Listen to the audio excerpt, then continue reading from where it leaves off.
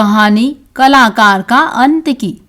कलाकार गंगवाहन को परिलोक से यह वरदान मिला था कि जब तक वह प्रतिदिन 8 घंटे तक कला की साधना करता रहेगा तथा बीच में बोलेगा नहीं, उठेगा नहीं, तब तक तुझे कोई मार नहीं सकेगा। गंगवाहन निरंतर 8 घंटे कला की साधना करता था। उसने अपना एक अलग कक्ष बना रखा था। उसके कपाट भी इतने सघन थे कि बंद करने के बाद बाहर से आवाज भी नहीं आती थी। प्रकाश के लिए दीवारों तथा छत पर पारदर्शी मजबूत कांच लगे हुए थे। उसने अपने घर वालों से कह रखा था कि चाहे राजा बुलाए, चाहे आवश्यक काम हो, भले ही किसी की मौत हो जाए तो भी मुझे नहीं बताया जाए। गंगवाहन के बारे में यह प्रसिद्ध हो गया था कि उसे परिलोक का वरदान प्राप्त है। वह निरंतर कला की साधना करता रहेगा और अमर रहेगा। लोग गंगवाहन को अमर ही मानने लग गए थे। गंगवाहन जग प्रसिद्ध कलाकार था और मौत से निश्चिंत होकर नियमित रूप से कला की साधना करता था। मौत के देवता यमराज ने परिलोक के देवों को उपालंब दिया। आप लोगों ने मेरी व्यवस्था में हस्तक्षेप किया है, या तो प्रायश्चित्त करें या अपना वरदान वापस लें। परिलोक के देवों ने कहा, हमने शर्त के साथ वरदान दिया है, अतः प्रायश्चित्त का तो प्रश्न ही नहीं उठता।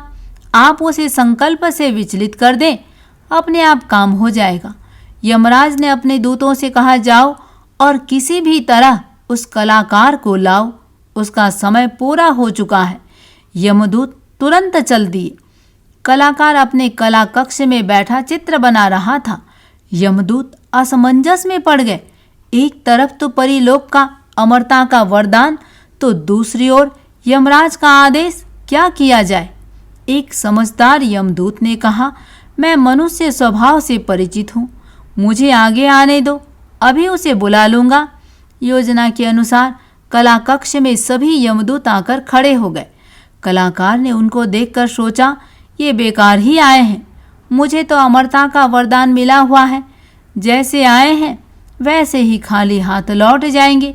वह निश्चिंत होकर अपनी कला साधना में लीन रहा। उधर यमदूत कृतियों को देखने लगे तथा कलाकार की भूरी भूरी प्रशंसा करने लगे। कहने लगे, ऐसे कलाकार को अमरता का वरदान मिलना सर्वथा उपयुक्त है। यह दुनिया को कला की नई नई विधाएं देता रहेगा। कला जगत को इससे युग युग तक भारी लाभ मिलता रहेगा। कलाकार यमदूतों की बातें सुनकर मन ही मन प्रसन्न हो रहा था। अपनी कृतियों की प्रशंसा से उसे अत्यंत आह्लाद की अनुभूति हो रही थी। तभी उस अनुभवी यमदूत ने अन्य दूतों की बात काटते हुए कहा, अरे भाई, ध्यान से तो देखो, इन कृतियों में तो बहुत भूल रह गई है। कला के पारखियों के सामने तो ये कृतियां टिक ही नहीं पाएंगी। इतना सुनते ही कलाकार झुंझला उठा। वह सब कुछ सहन कर सकता था, किंतु अपनी कृतियों की बुराई उसके लिए असह्य थी। वह बोल उठा, कौन सी त्रुटि रह गई है, जरा बताओ तो मुझे। व्यर्थ ही किसी की कला का अनादर करना पाप है, समझे आप। कलाकार का इतना कहना हुआ कि यमदूतों ने आगे बढ़कर उसका हाथ पकड़ लिया। कलाकार अपना हाथ छुड़ाने की कोशिश करता हुआ बोला, क्या बात है भाई? यमदूतों ने कहा, बस बात खत्म है, अब यहाँ से चलना है। कलाकार बोला, पर मैं तो अमर हूँ। यमदूतों ने कहा, अब कोई अमर नहीं है। मनुष्य की यही तो दुर्बलता है कि वह अपनी त्रुटि की बात सहन नहीं कर सकता, तो भी इसका अपवाद नहीं रहा।